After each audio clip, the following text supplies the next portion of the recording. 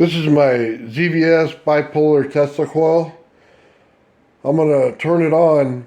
I got it to oscillate this way with this ZVS driver. So, same way it works on some of my other Tesla coils if you watch the video. But this connection I'll show you here in a little bit. Let's just see that it works. No problem. Don't have a lot of distance on that. Probably because it's not in tune yet, or not oscillating properly. So let's see what we could do about that. Let's see what we're running right now. You're at 15.9 volts. So let's look at the connections on it. Just like our normal ZVS driver, I have the clip going into the number 1 coil. I also have the right side going into the bottom of the number 1 coil. So the ground line is actually connected right over here. I have 2 diodes right here, 400 volt, 3 amp diode.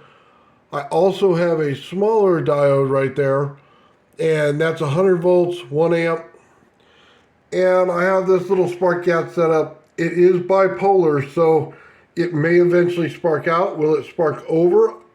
I don't know. Again, that's grounding on the right side, the number 2 coil on that side. But the number 2 coil on the grounding side is also connected in to the number 2 coil here. So, I know that's a lot to take in, but that's what's going on. Let's put this back on here. Let's take a look real quick. Now, I don't expect any of this to be in tune yet. This is something I just did. We're just gonna take our probe here. We're gonna set it right there. Let's take a look. Yeah, we are way out, way out. But let's go ahead and look at what frequencies we're getting.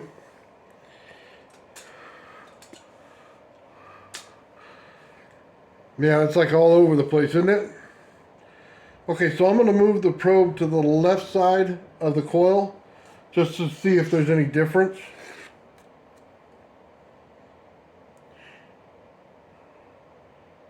Yeah, we're in the megahertz on that side.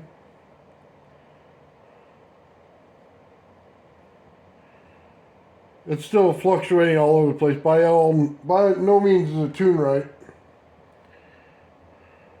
This is back to the right side now.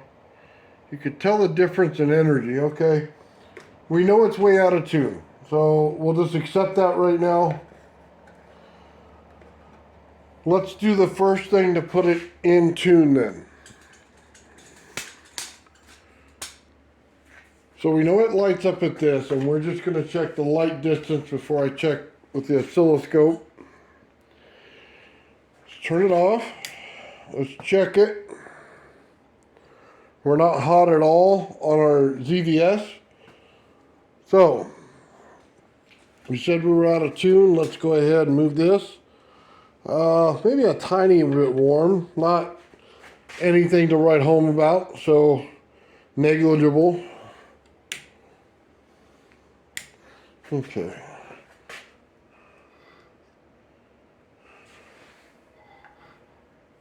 All right, make sure that's straightened up. So we're on again. Oh, and that's worse. It didn't like that at all. Our distance is poo right there. So, all right. Still at 15.9 volts. That means I'm right around 2 1/4 amp. Let's move it. Didn't like to go down. Let's see if we can go up.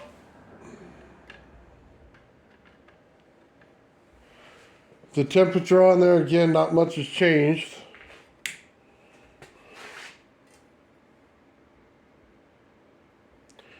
We still have light up. It's all right. That's not too bad, okay? I have a feeling we're going to be between this one and the one right before it. But let's just check the last one so we can be thorough. See if it heated up at all. No, it's actually fairly cool right there. Actually cooler than it was on the one towards the right. So that was a good sign.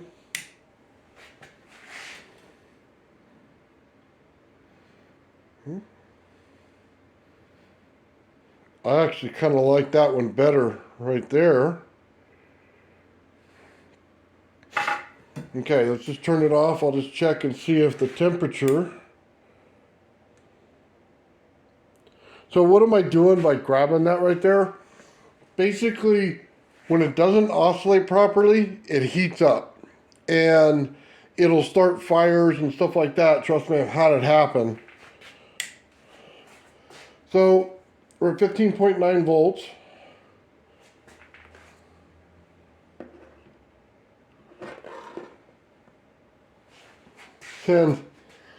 Well,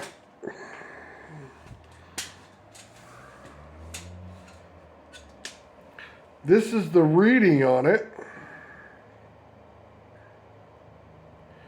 That's on the right side. Let's go to the left. I do not think it's going to get any better. Now, I saw this with my Slayer cider when I put it here. I think we had it better when we had it a little further back. So let's go back to this. Turn it off.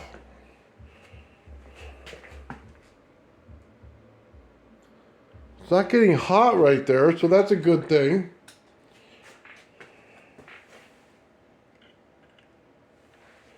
So we went one back. Turn it back on.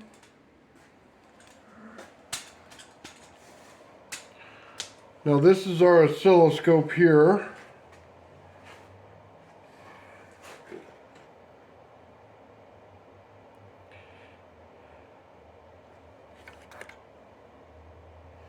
That's the left side. This is the right side. So we're still out of tune, so I'm going to turn it off and move it real quick. And we'll try to go through a little faster. I'll leave you on the oscilloscope.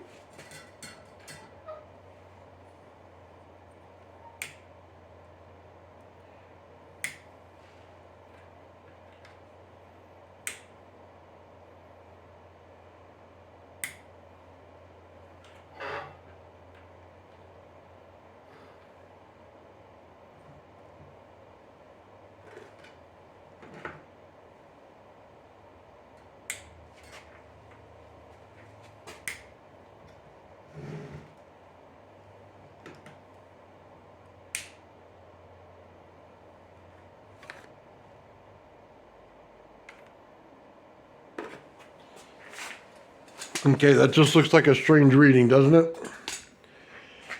So I moved the number one over to the right a little bit. Again, we're getting breakout right here on our light. Really good on this side.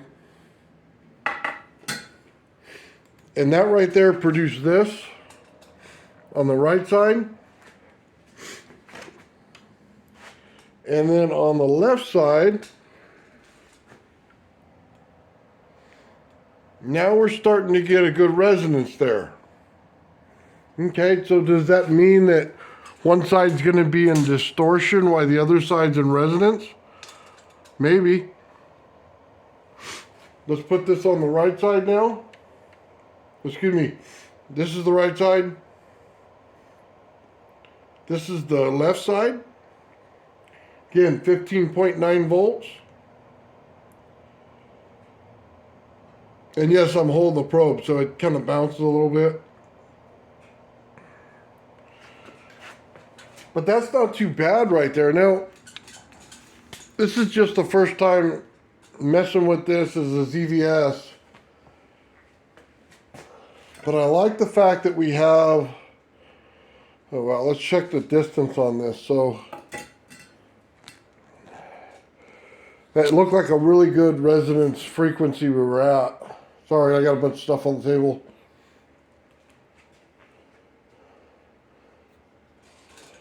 So we are still lit out right here. I'm at least 3 feet from the end of the Tesla coil. And again, we're still at 15.9. So let's turn it up just a bit.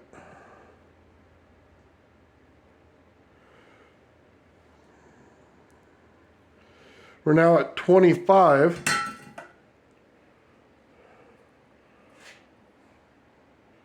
It gets worse over there, but we know that resonance frequency's out. We know this one's in.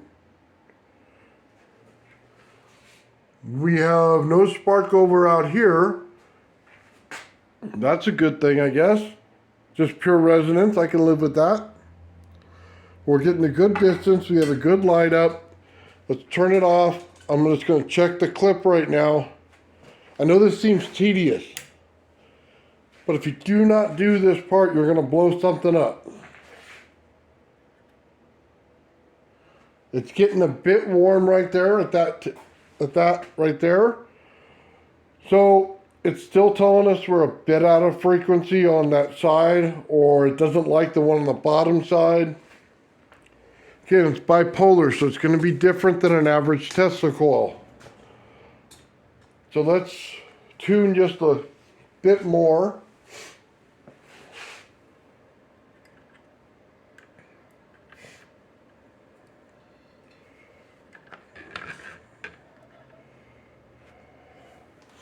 There we go. Nope, don't like that either. I'm going to have to set this thing in a better mount to do this. Probably a sliding mount might work better. But let's give this a shot.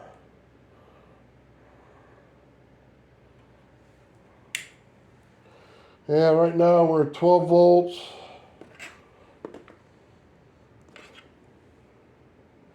And we have a terrible frequency on both. And our light, well, kind of lit, kind of not. It was better where it was before. So I'm going to call that bad resonance.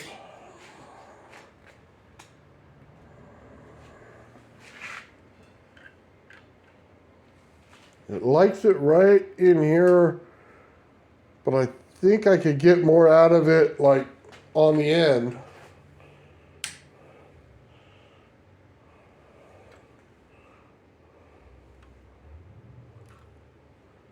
That's a bit out as well.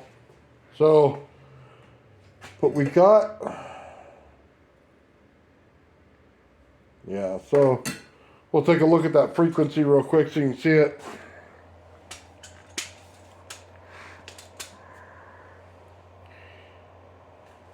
Now, this is the right side. We're not anywhere close. This is the left side. Again, not close. So that's a bad number. Let's change it.